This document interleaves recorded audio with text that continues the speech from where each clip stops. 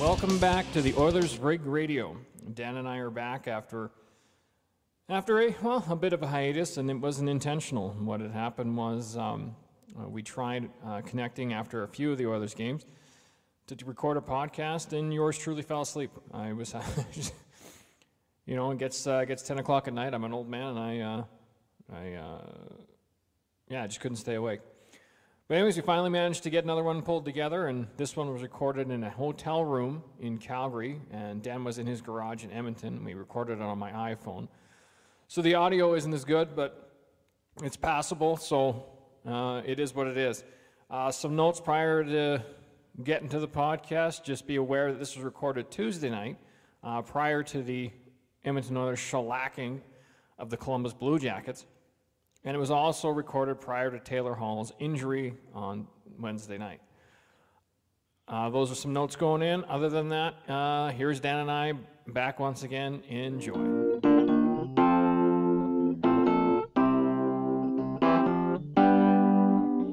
All right, so we're finally back on the Oilers Rig Radio. We've taken a bit of hiatus, mostly due to the fact that I can't stay up awake long enough, but Dan and I had actually scheduled a few times to do a podcast, but by the time we got around to the time we were supposed to do it, I was sound asleep, and it's all on me. So, Dan, thanks for making the time tonight. My pleasure. So I should let the listeners know I'm standing in a hotel room in Calgary. I'm here for work. You're in your garage, so we're doing this on an iPhone, and I hope to God this is actually recording. Otherwise, I'll be really pissed off in about 45 minutes from now. But, Dan, I think before we get started, we have to address the elephant in the room. There was some tension between us a little while ago, and I think we should address it. You had asked for my Sportsnet Now passport, and I refused to give it to you. And I know that it caused a bit of a rift, and maybe we should talk that through. Hey, man, I got no problems. I found out I get free TV on my phone and iPad anyway after the fact. So we're good, man. Don't worry. It's all sorted out. Yeah, and like I told you that night, it's, that if you're a Seinfeld fan, it's pretty much Costanza's Bosco. It's been my code forever, and I'm going to go to the grave with it. So not that I don't trust you. It's just, I've been, I know it's really unsafe to keep the same code, and I've had it since I was like 19. So, saying that. It's Bosco, isn't it? It's Bosco, isn't it? No. No, it's not. And again, before we get started, I have a quiz question for you, Danny. And I think, great. I think you're like 7-1 now or something. No, try like 0 for 7. No, I thought you got one. I thought you got a bonus point or something. Oh, maybe. Anyway, the quiz question tonight is, who was the Polish player who played for the Edmonton Oilers in the mid to late 90s, whose girlfriend was a Bond girl? She was in a James Bond movie, and I'll even give you a hint. It was a Pierce Brosnan Bond movie. Yeah, I think that's, wasn't his last name Tchaikovsky? Oh, my God. Actually, I would yell because I can't, though, because I'm in a hotel room, but Dan's on the board. Yeah, I can yell. I'm in my garage. This is when you say thanks for the softball, Sean. Yeah, throws up the softball. Well, I've been feeling bad because, some of the questions I did ask you were pretty ridiculous, and I was giving you, like, sub-part questions and, like, yeah. Yeah, name in order that,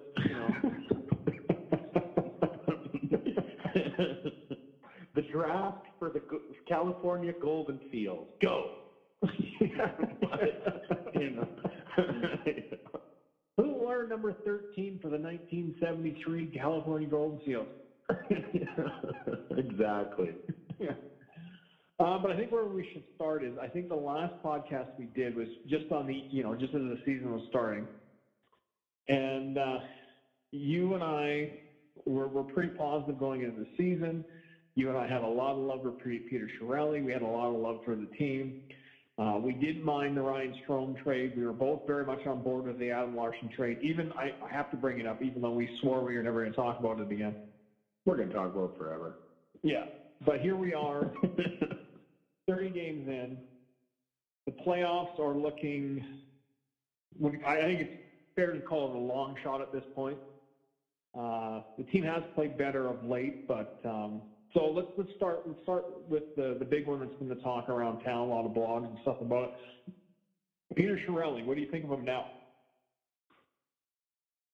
My opinion hasn't changed. Yeah, I'm not necessarily worried about the personnel that he's put out there. I mean, there's a bunch of factors, I think, that have gone into this season. You know, not obviously, Sekera had a huge impact on this team defensively. I think that's a big factor that you can't replace that. I don't care. You can't replace that without giving up an asset. So I think that had a big chunk to do with it. I don't think our goaltender has had. I mean, I think he had a bit of a slow start last year, although they did win a bunch of games. I think he looked shaky at times at the beginning of last year, but then came around. So maybe that's similar. But yeah, I'm still not really too concerned about the personnel. We've had some injuries, we've had some illnesses. Yeah, I think they're dealing with some adversity that they possibly didn't run into at all last year. So yeah, it's yeah. As far as the general manager is concerned, I mean, I'm not in that group of people that thinks he should be fired. Well, the thing I find interesting, I mean, I think you know, earlier on the season in our last podcast, I think I gave Chiarelli a little too much credit. But one of the things I would say about his detractors and the ones calling for his head, you know, I've read a few blogs either on Oilers Nation and Cult of Hockey and other places, and callers to the radio and comments and comment sections, where they bring up Chiarelli's trading record, and they like to bring up Strome for Eberle. They like to bring up Adam Larson for Taylor Hall. They like to bring up, you know, sort of pick your poison. But when they do that, it's kind of disingenuous because they always forget to mention. They'll sort of begrudgingly mention the Talbot trade. And let's face it, if he doesn't make the Talbot trade last season, they don't make the playoffs. I mean, we've seen what Brossoit is, right? So they're not in the playoffs last year without Talbot, right? But what I find disingenuous about it is they always forget to mention Ben Scribbins or Zach Kassian. They always forget how, you know, the trade for Patrick Maroon, and how Anaheim to this day is still paying, you know, was it half a Maroon salary? Yeah. So I mean, it's not like he's made some trades that are questionable, certainly, but when those people bash him, they always, the Griffin Reinhart trade is always still a sore point with people, and I just think that they're cherry picking. But I think that's what we do as a society now. We cherry pick to prove an argument, and we really like to omit things. Would it be fair to say that his body of work as the Oilers general manager is you could even call it even. Some of the moves have turned out pretty horribly, but some of them have turned out really, really well. And you can't. I mean, you can't pin the Griffin Reinhart trade on him, but forget to mention some of the good ones. I mean, what do you think? Well, I mean, first of all, I don't subscribe to teams win and lose trades. I subscribe to teams win and lose games. And so I think, like you, I tend to look at his body of work and say that the Edmonton Oilers record when Peter Chiarelli took over the team, I mean, they were second last in the league, or third last, I think. They won the lottery to get McDavid. They were a horrible hockey team. And the next year they didn't do quite as well as we had hoped, right? Obviously McDavid got hurt in the first few games, and you know, and then he recognized, I feel, that McDavid was going to be the class of the league, and at that point he had to make some decisions. I mean, he had to say, okay, we don't need as well. First of all, I mean, I obviously every team needs top level scoring, but you have to even it out. You have to even it out with top level scoring and grade A defense and rock solid goaltending to be a winner. And that's what he set out to do. He didn't go top heavy on the forward lines, hence the Hall trade for Larson. He recognized the fact that the McDavid was going to command a large amount of money and needed to get rid of salary within the next few years. I mean, the argument I hear a lot about Eberle is you didn't need to trade him, and they're right. I mean, they're absolutely right that he didn't need to be traded when he got traded. We could have waited or he could have waited, until this year to do that. But at the same time, he's got a couple of other $6 million guys that they're going to have to get rid of one, right? And to make the salary cap next year, and that's either Lucic or Nugent Hopkins. And to be honest with you, both of them are playing fairly decent hockey this year. It's going to be tough to decide who. Obviously Nugent Hopkins will probably get you the biggest bang for your buck. But again, I go back to I don't subscribe to winning trades. I subscribe to winning games. And the record that he took over compared to, well, all we have is last year now to go on. In those 2 years, he significantly improved the team. And you can pin that on McDavid. You can pin that on luck, on the lottery draw, or whatever you want. But at the end of the day, he made a series of moves, including selecting Connor McDavid, that have made the team what it is. Well, today, I mean, it doesn't look so hot today, but the season's not over. I think you got a good point that playoffs seem like a real long shot at this point, but I mean, they went down the stretch last year to go and went 12-2. And this team isn't that much different, and they played some good teams. They played Anaheim a bunch of times, San Jose a bunch of times, and that's the other thing I look at that's in the Oilers' favor going into the back half or back 2/3 of this season is that they haven't played a lot of division games.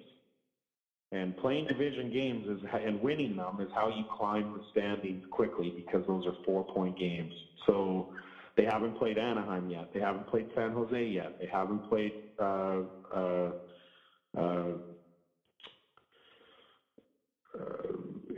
Did I say L.A.? Anaheim, whatever. They haven't played the California teams at all yet. So, I mean, right there is 15 games those are must-win games. Oh, I think they're in a must-win they should be in a must-win mode sort of now, but, like the last two games, I mean, they put up 6 on the Canadians, and then a couple nights where, I mean, the offense is starting to come around. They played well enough last night. They should have won that game. I think they hit 5 posts. The numbers guy will say, numbers guys, whatever value you put on it, will tell you that their possession numbers are really good. And, they're still a good hockey club. I mean, they've had some unfortunate luck. The Talbot's been hurt. Sekera's been out. Like, it's kind of been I wouldn't say a perfect storm, but yeah, I think you said in the last podcast, I'm pretty sure you did, and I'd have to go back, but you've said it before on the podcast. Any team loses their starting goalie, they're in trouble, right? Any team who loses their starting goalie would be the same spot the Oilers are in. Any team that loses a guy that, I mean, was Sekera the number one defenseman? Is it Clefbaum? But anybody who loses players of that caliber, you can't just replace them by calling up somebody from the farm. And you can't expect Brossoit to replace Talbot, right? It's just no team is that deep. Yeah. Well, and you hit it there.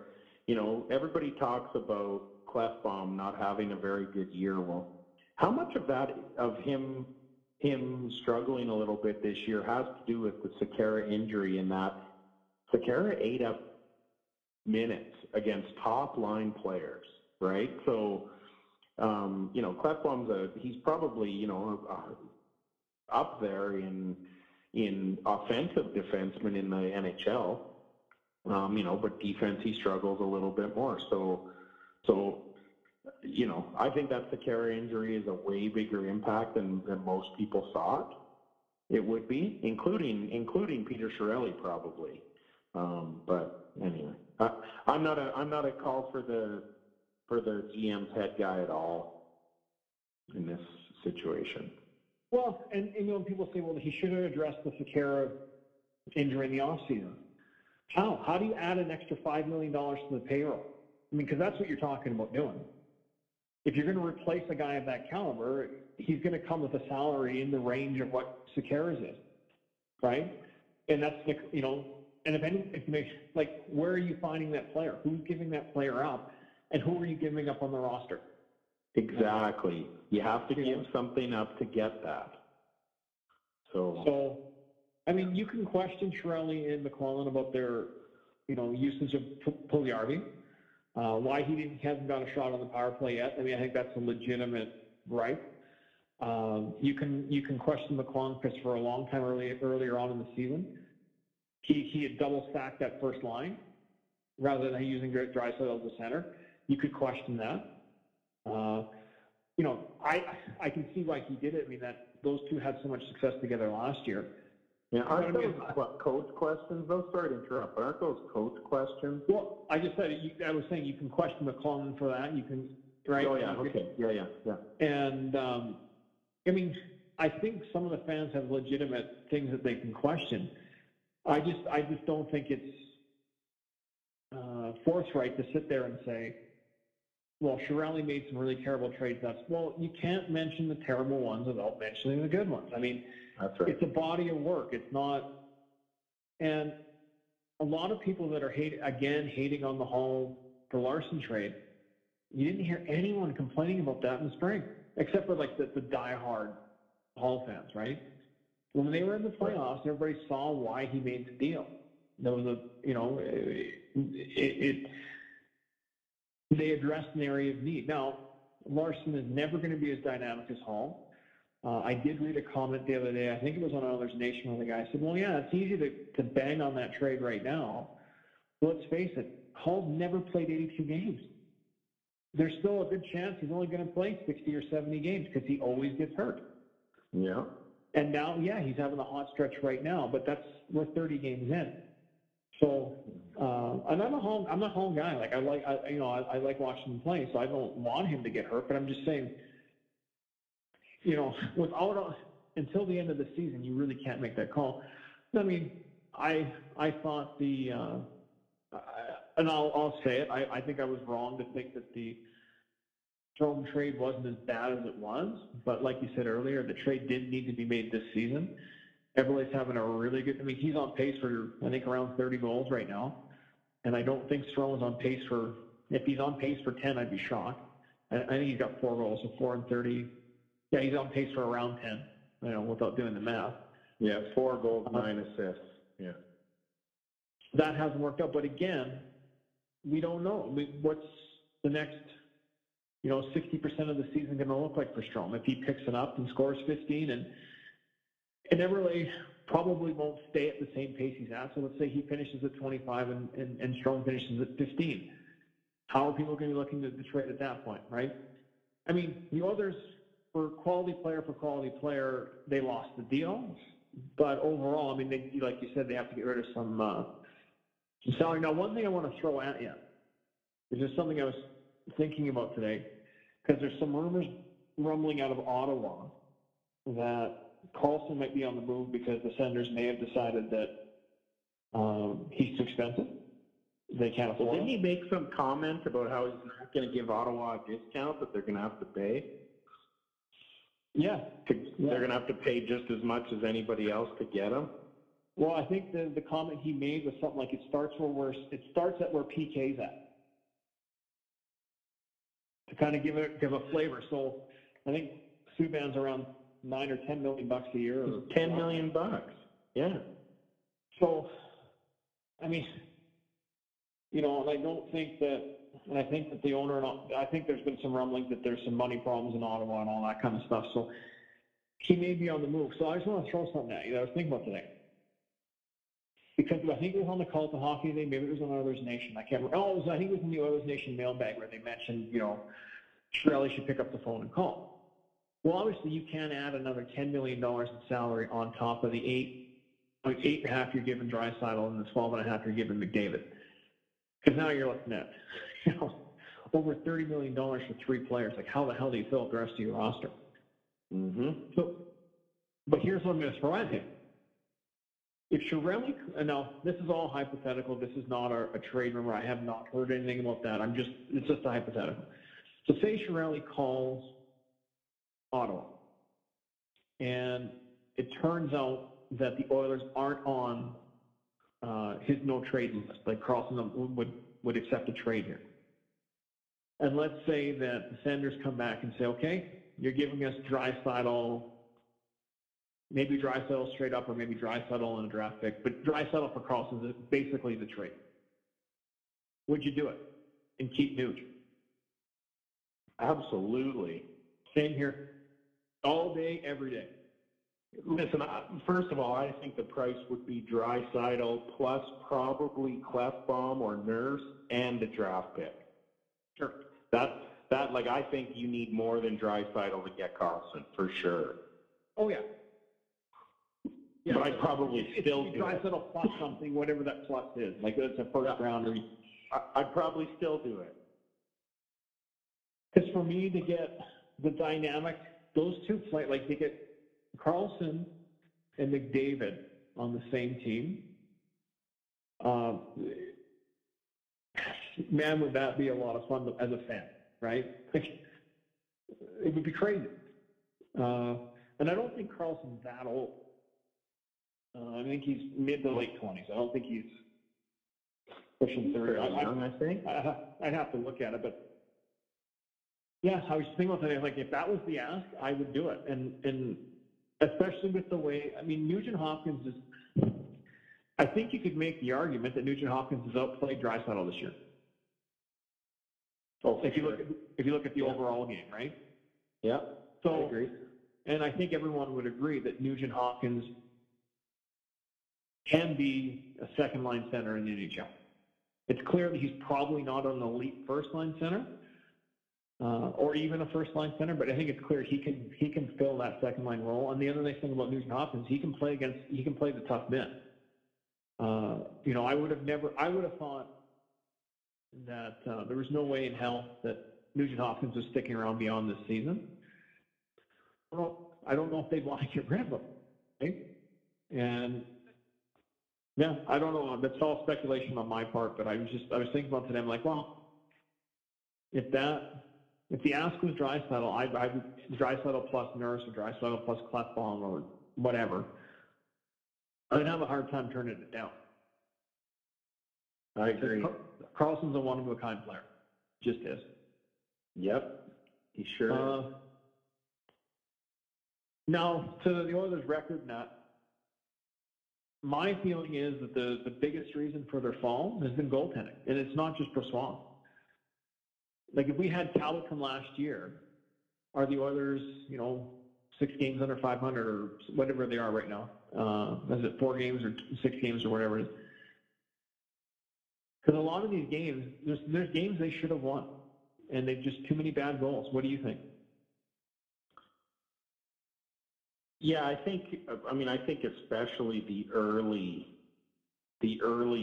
goals, because I find that, he's had his share, he's had a couple of really bad games, but I find for the most part you see glimpses of what he was last year in every game, except for, I think the one in Vancouver, the second game, he was pretty brutal, and then there's another one there. But anyway, I think it's there. But it just, I think you're right that it's, that's probably been one of the biggest concerns over the course of the year. But it's that early goal that just kind of takes the wind out of the sails. But again, there's been some that, like, I just, sometimes some of the decisions that are made, the no look backhanded pass that ends up on the stick of guys. Listen, the guy that has been really upsetting me this year is Maroon. And there was one play, I can't even remember what game it was. I was at it. I was at the game, and we were in our own zone. It was early in the first period, and he was on the wall right at the hash marks. And he had the puck, and he goes to throw it across the ice, and a cross ice pass, and it lands. Oh, it was against Phoenix. Lands right on the Phoenix guy's stick, and the guy's in for a total breakaway. There's nobody between him and I think it was Talbot. And I didn't watch the play. Like, I was pretty sure they were going to score. They didn't, but I was pretty sure the guy was going to score. And I watched Maroon, and he just stood there. Like, he basically watched the puck go to that he just gave to the opponent, and then watched the guy get a shot on net and didn't move from the boards. Like, he didn't even, like, and I think if you watch a game, every time he misses a shot or he looks up to the sky, like, why me, poor me, and it's starting to get to me. I feel like his Well, it's kind of like the penalty he took. Was it last night against Montreal? He took a really bad penalty, and he had that look on his face, like, "Why me?" Well, no, I mean, you made a boneheaded play at the wrong time. Right. And listen, mistakes happen a lot in hockey, and I feel like I'm definitely not one of those Oiler fans that wants to run guys out of town, like we all always seem to do in Edmonton, but. Yeah. Some of his body language and his playing this year and just his overall effort has kind of driven me a little bit bonkers. I'm glad they've removed him from McDavid's line because and Lucic is looking great in that spot right now. Hey man, Lucic, I think I threw a tweet at you that some guy put out there about the numbers that Lucic has, and like he's got like 2 points per 60 minutes on 5-on-5. Like he's on fire. Like he's well, on fire is pretty strong, but what I mean by that is he is being Milan Lucic. He's the Lucic that, right? Like, and people are he's the guy on him. He's the guy we thought we were getting. Right, and he was last year too with his stat line. Like, if you just take a minute to look at his stat line and look at his years, there really hasn't been much decline. I mean, I think he had 22 goals last year, and then, and the year before that in LA, he had like 24 or something. Like anyway. I don't have the exact numbers, so I shouldn't make a fool of myself by throwing them out there. But I've been really impressed with him. Just his consistency. He quietly gets it done, right? Like. And he quietly produces, and I like that. He looks a little slow out there, but he seems to be in the right spot a lot of times. The other guy who I'm loving this year is Darnell Nurse. And I'm not the first person to say that. This is not breaking news by any stretch of the imagination, but he's really elevated his game, and he seems to be rounding into the guy that I thought that they were drafting, right? I know some people didn't like him, fighting Shaw the other night. But really, they were in no danger of losing that game, and the only way that would have been a boneheaded decision is had he got himself hurt. Like, I know he ratcheted his knuckles pretty good on his helmet there, but I just like the intensity. He's making better decisions. He just seems like he's maturing, and that's exciting. I think there's more to. I mean, let's face it. Shaw makes his living by being an energy guy and trying to provide energy for his team, and I think you hit it on they were really in no danger of losing the game. Even a momentum swing at that point probably wouldn't have done a whole lot of damage, but I think there's a bit of a code there, like I think Darnell Nurse was doing what he could to keep Shaw employed. If you understand what I'm trying to say there, right? Because, like, let's face it, if he's not providing energy for his team, they don't need him. Not with the way Montreal's been playing, no. right. And I think that Darnell Nurse and others in the league that do things like that are recognizing that as, and it's a bit of a respect thing that, yeah, okay, I'll fight you because, I mean, the only real way he's creating a momentum swing is if he wins, right? And so, I mean, Darnell Nurse, he can go with almost anybody in the league. So, I like his chances. I think he did. You're right. The only boneheaded part of it is he could have got hurt, and well, he can get hurt, taking the puck up ice. So Yeah, I mean, getting hurt's part of the game. So, yeah. And maybe that's just a bit of the old school guy coming out of me, but I didn't mind it. I thought, No. Yeah. What do you think about that Walker, that guy they picked up on waivers? He seems like a bit of a water bug to me. Yeah, I didn't make a point of watching his shifts. I mean, I think when I get to a game and he's playing at home, I find it easier to follow kind of guys, to watch them a little bit more, because then you can just watch them. You don't have to watch what the camera's showing you, right? So, yeah, I don't know that I can really comment. He seemed like kind of quick out there and, just kind of all over the place. So hopefully he provides a little bit of energy. Now, one thing I want to point out, because I know, and sort of back to the Chiarelli trade, so I just pulled it up. I just pulled up a random draft. So I pulled up the 2007 NHL entry draft because I just wanted to take a look. Because the big criticism of the Reinhart trade is we could have had Barzal. And Stoffer was on the radio, I think it was last week or the week before, and he was saying, I think the way he phrased it was, I'm basically going to tell you guys that there's no guarantee that the Oilers would have taken Barzal, and he doesn't believe they actually would have drafted him, right? Yeah, he said, I think he gave a name, actually, who they were high on. But look, if you look at the 2007 draft, PK Subban got drafted at number 43 in the second round. The guy taken ahead of him, Eric Tangradi.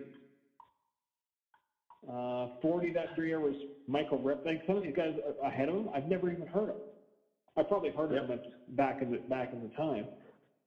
So I mean, when you're talking about a draft, unfortunately, shit happens. Datsuk went in like the 5th round or 6th round or whatever it was. Teams, there's always guys in drafts that drop that shouldn't, right? And there's no guarantee. Yeah. And I'm not excusing the trade that was made. I'm just saying, but the argument is that we would have had Barzal. Again, the people are saying that are cherry picking because they don't know. They're not in the Oilers' war room at the draft table knowing who we're going to draft. There's no guarantee that that's who they drafted. So was the Reinhart, on the surface, was the Reinhart trade a bad trade? Yes. I'm not saying it wasn't. But what I'm saying is you don't know who they were going to take.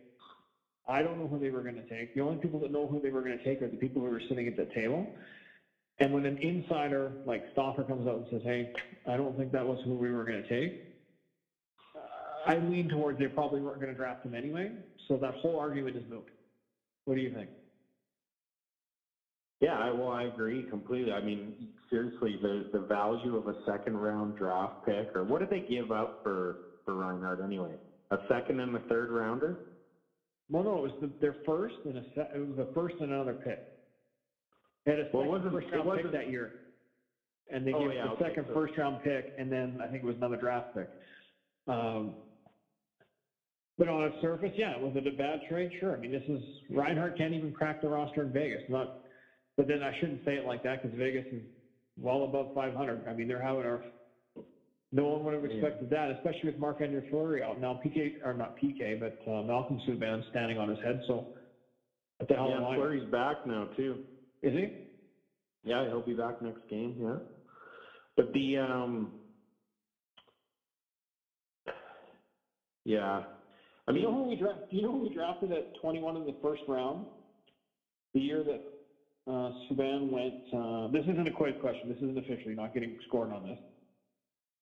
Who we drafted in the first round the year that Subban went 43 in the second round? Do you know who our pick was? No. We had 2 that year. We had 3 in the first round that year. Was one Mark on Antoine Pouliot or whatever his name is? No, we picked Sam Gagner at number 6. Yeah. Then we picked Alex Plant at number 15. Oh, Plant. Yeah, I remember him. Yeah. Who was supposed to be our offensive defenseman. Whoops. Yeah, the guy can't skate. Yeah. And we picked Riley Nash at number 21. So you could say that the Oilers missed on all 3 of those picks when they could have had PK Subban. I mean, you could frame the argument that way. Would it be disingenuous? Yeah, but you could frame it that way. Yeah, exactly. The as far as draft picks are concerned, they're all a crapshoot. I mean, look at Nail Yakupov. Find me 3 scouts in the entire NHL that would have told you he was going to be a bust. Right? I mean, he was him and that defenseman were the consensus number 1 guy. I mean, lots of horrible decisions were made for the Oilers or for Peter Chiarelli before he even was for this team. Mm-hmm. And to be honest with you, I consider the Griffin Reinhart trade probably some spillover from the old regime. Let's face it, Kevin Lowe and Craig McTavish are still making decisions for this hockey team, whether we like it or not. And I believe that Kevin Lowe probably had something to do with that trade happening. Oh, sure, the whole Oil King connection and right, yeah. You know, with his son being on the team at the same time, I'm sure he knew. Well, I mean, look, his son's a product of the Oilers now, I think. Yeah, he's a prospect, yeah. Yeah. I mean, he'll probably never play for the Oilers, but still, anyway, so I believe that was probably still some spillover. I mean, that was in the McDavid draft, was it not? I think it was the year after, wasn't it? Oh, maybe. Yeah. I could get up and look at the computer, but I'm just feeling too lazy right now. It was the same year we got Talbot. Yeah, that all happened in the same year, yeah. Okay. Yeah. Yeah, well, yeah. I mean, the Talbot trade could have been a bust too, but that didn't. That worked out pretty good for them, so, yeah, I agree. Draft picks, you can't put as much of a you there? Yeah, I'm here. Okay, sorry, I heard it quick. The draft picks, you can't put as much weight on them as what ends up being that particular pick or whatever, right? Like, yeah, and the Islanders took Barzal, and he seems to be turning into a player, but, yeah, I agree with you. No, not saying the Oilers would have taken him, and not saying that he would have done as well with this current Oilers team. Well, I mean, I've seen the highlights of Barzal. Would I have loved to have him on the Oilers? Yes. Would I have rather them draft him and not trade for Griffin Reinhart? Sure. In retrospect, do I really understand adding another left-handed defenseman at the time? No. There was already too many people in the queue at that point. So I understand all the arguments why that was a bad trade, and I'm not suggesting it was a good trade. I'm just saying that the argument that we would have had Barzal it's pretty flimsy because all indicators are that they weren't even going to draft him anyway. So what do you do? Mm-hmm. How we found Puljujärvi since he's been called up? He's been pretty good. I definitely like seeing him next to McDavid because he's not afraid to shoot the puck. Can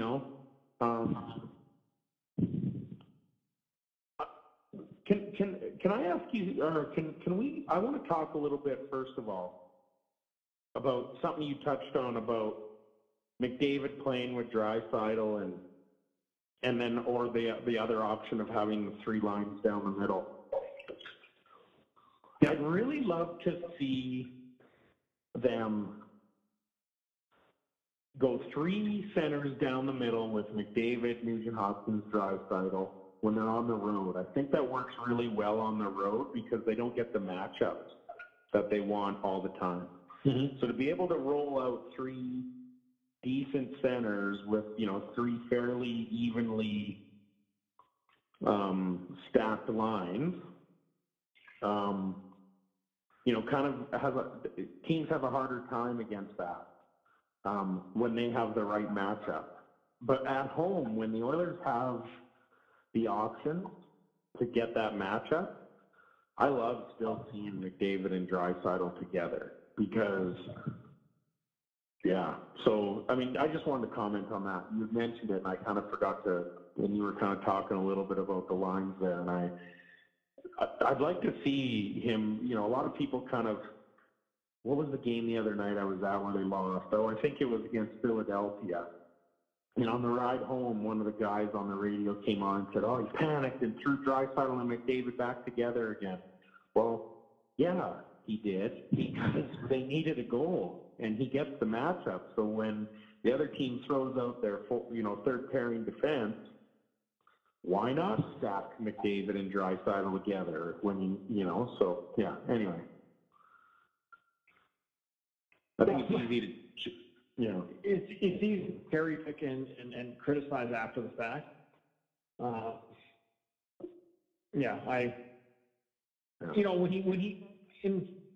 Even if they start the game with three centers, the three of them playing down the middle, if he mixes it up second period and puts them together, or you know what I mean? Like that happens all the time. Like that's nothing new. Coaches have been doing that since the beginning of time. If it's not working in game, let's try something else. Right? I don't have an issue with that. I like it more often than not that they play the three guys separately. But if he has to put them together, it's not like he does it. Do you know what I mean? Like, well, you did ask me about Puljujarvi, and we can go back to that. I think he's been fairly decent since coming back. He's starting to look a lot more comfortable with McDavid, and he can skate and he likes to shoot the puck. So I think that's a perfect. He's still got a lot to learn, obviously, but I think that's a perfect storm for to play with McDavid. You also mentioned it, the power play time. I definitely understand why people want to see it. I think we don't have the benefit of seeing the practice and understanding if he's actually getting the system yet. But yeah, eventually I'd like to see him there because he likes to shoot. So why not?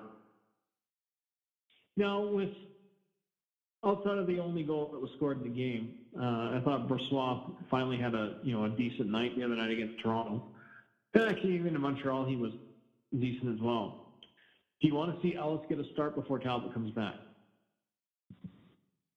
Well, it doesn't look like they're gonna if they ran him out there back to back.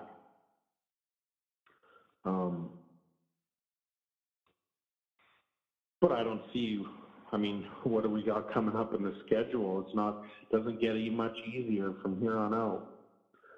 We got Columbus coming up, and then we've got Nashville after that on Thursday, I think. Right up until Christmas, we've got. Yeah, there's not a lot of easy games. It goes Columbus, Nashville, Minnesota, San Jose, St. Louis, and then we got Montreal again right before Christmas. I don't think we can expect Talbot to be back before Christmas. The Carey's supposed to be back relatively soon, right? Like he started skating, has he not? He has. I don't think he made the trip. But obviously I don't know for sure. Typically you hear if he did go, and I haven't heard anything, right? So typically Twitter tells me, Sekera made the trip or whatever. So yeah, I doubt we'll see him tomorrow. I would say, I don't think they want to rush him, either. But again, they got to start winning some hockey games. So who knows? Maybe Thursday. But again, it's gone kind of quiet, so haven't heard much. So what do you think has happened to Klefbom's game? Because you mentioned Maroon's the guy that frustrates you. The guy that's been frustrating me is Klefbom because Klefbom was looking like a guy who was on the moving on up last year, and it's like his game is falling apart. Do you think that's because of the scary injury? Because he's having to play in different situations, or do you think it's just a confidence thing, or is it just the up and down path of a young defenseman? Well, I think a little from column A, a little from column B, what you were just nailing out there. I think definitely the Sekera injury has put more pressure on him. He probably felt like he needed to do more because Sekera ate up minutes, and he will eat up minutes. So that's just they've got to be distributed around.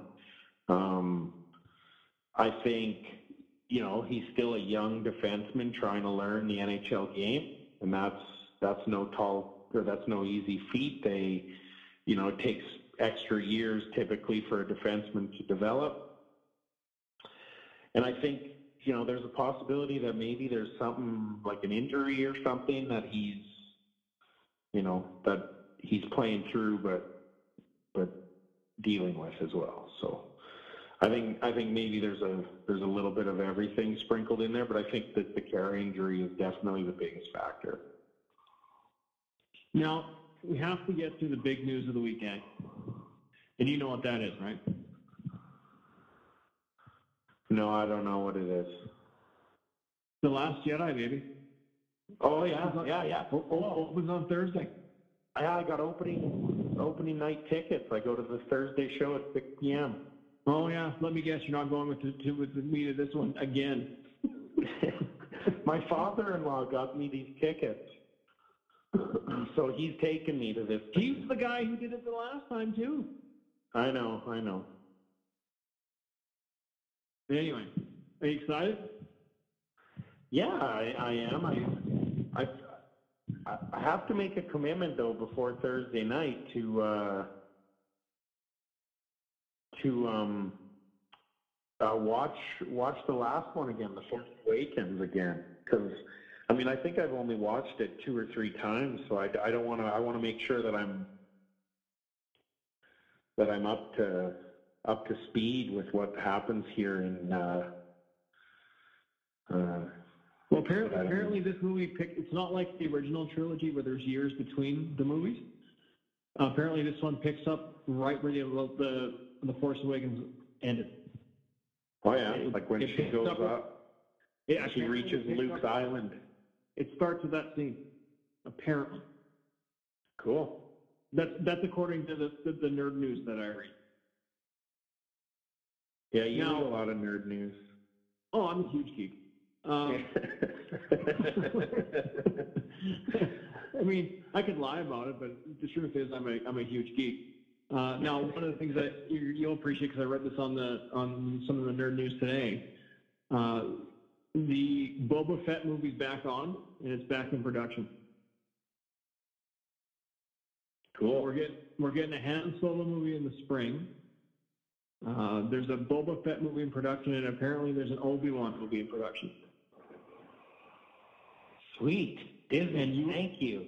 And Ewan McGregor is open to coming back and playing an older Obi-Wan, sort of before before Episode 4 and after Revenge of the Sith. It'll be in that time period. Well, what more could they do to that story? I thought Ben just went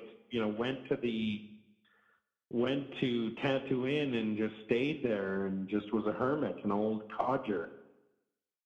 Well, I wonder what more could happen. But now that Disney's bought it and they've thrown out all the old expanded universe stuff, they can recreate a story.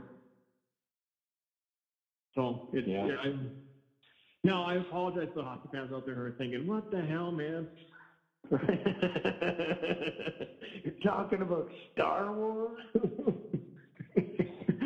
The Oilers are going to get some angry email. Yeah, what next? Are we going to start talking about the NBA? If I could name more than 4 players, we would. Yeah. Like, Yeah. it was funny, I was wearing my Yankee cap just before I came back to my room here. I was just down at the hotel restaurant getting a meal, and the guy serving me started giving me a rough time about my Yankees cap, and I said, well, I'm going to be honest with you, I don't ever think I've ever watched a baseball game from beginning to end. I couldn't name a Yankees player. He's like, why do you have the hat? I'm like, it's a Preston story. You don't want to know it, and I'm not going to share it here either. But I said, I have the hat for a reason, but it has nothing to do with me being a fan of the team. And I'm like, so you can rag on them all you want. I don't care. He's like, you've never watched a baseball game? I'm like, I'm pretty sure it was in '93 when the Jays won the World Series, and the only reason why I sat through the whole thing is that's what all my buddies were doing. Yeah. And it's not that I hate on baseball. I find it like watching paint dry. Yeah, it's yeah. If you don't know the nuances of baseball, it can seem quite boring. But I like playoff baseball. Well, you're more of a guy who watches all sports. Like, I mean, I don't watch football. You do. I don't watch basketball. I don't think you do either. No, I don't watch baseball. I will watch the Eskimos occasionally, but I wouldn't call myself. I won't follow them. The only sport I really follow with any regularity is hockey, and it's more just a time thing. I just don't have the time. Yeah. And baseball, to me, I watch it. The guy adjusts his crotch. He stands out of the batter box, adjusts his crotch again, adjusts his elbows pad, steps back into the batter's box. There's a pitch. It's a ball. He steps back out, adjusts his crotch, adjusts his elbow pad. You know, and I'm like, oh, and I'm just like, oh, Jesus, I can't do it. But I mean, if you grew up with it's like people who don't understand us watching hockey, right? Like we grew up with it. So it's like you said, the nuance is just, it's completely lost on me. Yeah. Baseball can be a lot like boxing in a sense, where it's a bit of a science. You know, like, and I know we talk about it all the time. We talk about the fancy stats in hockey. That's where the whole fancy stats or Moneyball formula comes from. Is baseball. Oh, yeah, Bill James in his book, and yeah, I know. It actually works in baseball, right? Because there's just by the nature of the game. But yeah, so it's a bit of a sweet science, kind of like boxing is, or whatever. Yeah. I don't know that the analytics works or doesn't work in hockey. I think it gives some interesting insight. It definitely doesn't work to the degree it does in baseball. I mean, for example, that Johanna Vitu, he's been all right, but I mean, he's one of those players that'll play for the Oilers for 18 months to 24 months, and then we'll forget about him in 5 years from now. Yeah. He was apparently his advanced numbers are really good. He was an advanced stats signing, and there's been several over the last few years where I think the results have been mixed, right? Like Pouliot and Mark Fane and we've missed Pouliot on that penalty kill of ours. As funny as that is to say. I don't think that Pouliot was a bad player. I just don't think he was a $4 million player. Agreed. Right?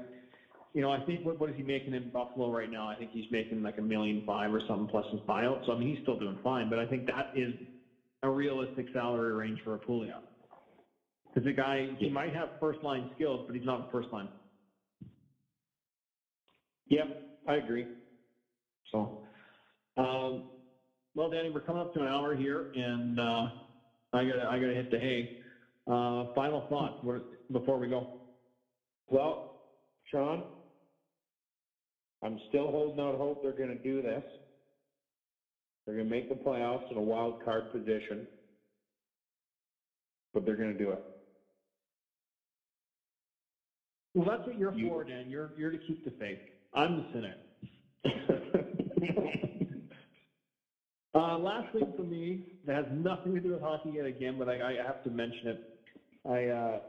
I took my whole family, my 4-year-old son and my 6-year-old daughter and my wife, and we all went and saw the Justice League a couple weeks ago.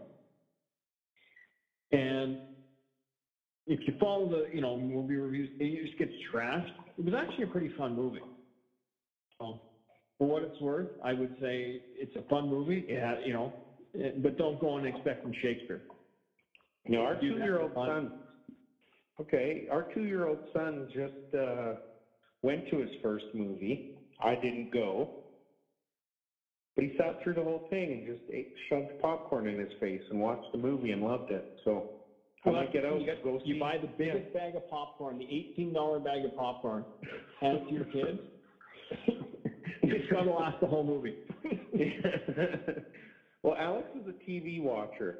He likes his shows, and he's always asking to put on a show or something, and he sits through them. He's pretty good. So I think we might go to, maybe I'll take him to Star Wars. Hey, there's an idea. You bring your boy. I'll bring mine. We'll go see Star Wars after we've both seen it. Well, Jonah I bought him a lightsaber. He calls me. How are the shins? Sorry? How are the shins? Oh, he only did it once, and he won't do it again.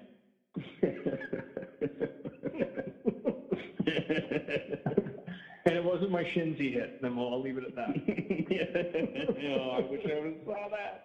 Yeah, no. If it was being filmed, it would have won money on America's Funniest Home Videos. Damn it! I was talking a few octaves higher the rest of the day. Put it that way. Right on. But he didn't mean to do it. So I mean, how mad can you get? Yeah. Anyway, brother, thanks for doing this, and I'll talk to you when I get home. Good times, man. Thanks a lot. Okay, take it easy.